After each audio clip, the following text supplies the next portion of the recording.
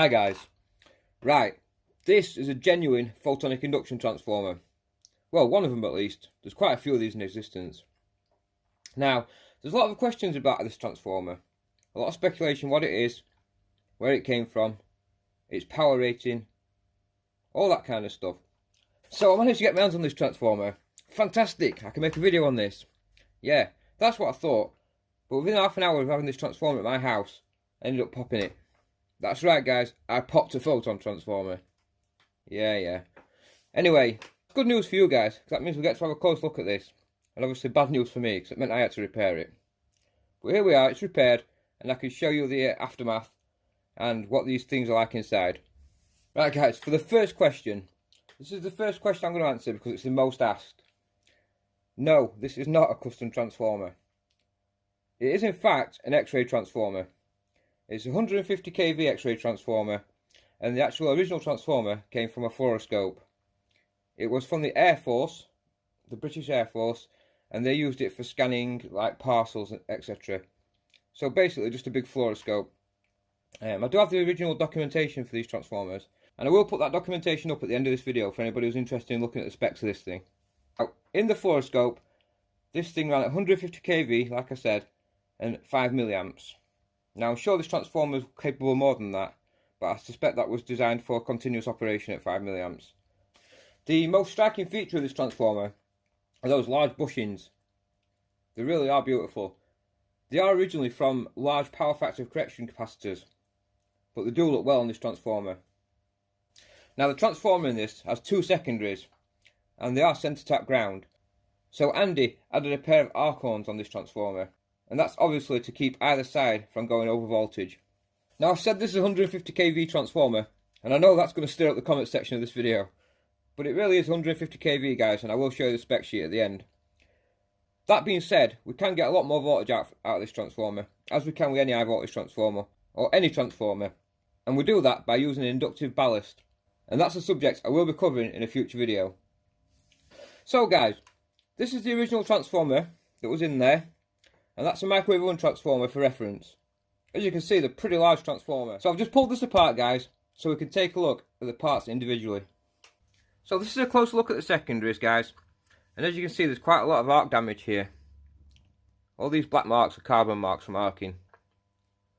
As you can see, they bring the high voltage out onto a copper band rather than a single wire or single point, and that's so if we get any arcs off this, it can arc off to whatever it's arcing to without doing any damage to the secondary. Like I said before, they'll tie these together and then they'll ground that at a centre point. Therefore we've only got 75 kV on each side above ground.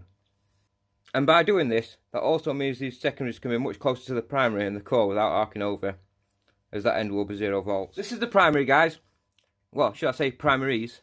There's two coils on here, and the idea of that is we can use them in parallel or series depending on whether we want 120 volts or 240 volt operation. And this guys is the iron core, and as you can see it's quite large. And just a view of the cross section. Right, I know you guys will lynch me if I don't show this arcing. Can't show a photon transformer and not show arcs, obviously.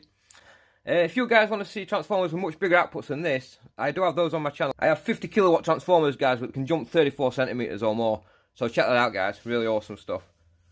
Anyway, I'll show this putting out some arcs.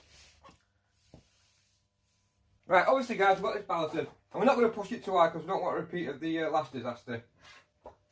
But here we go guys.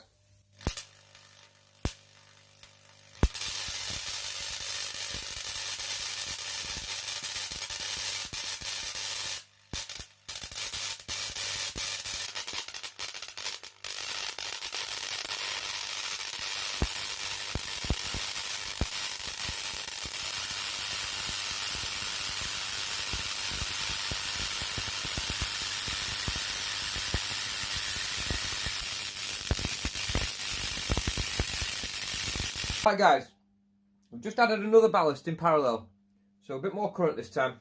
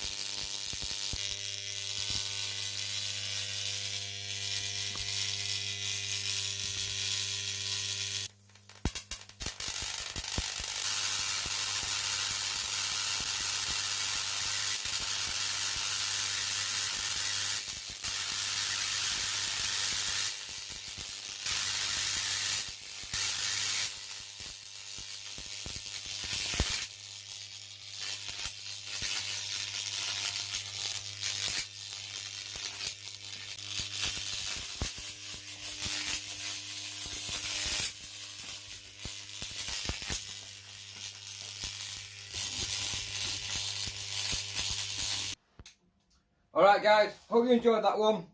And as always, thanks for watching guys, more to come shortly.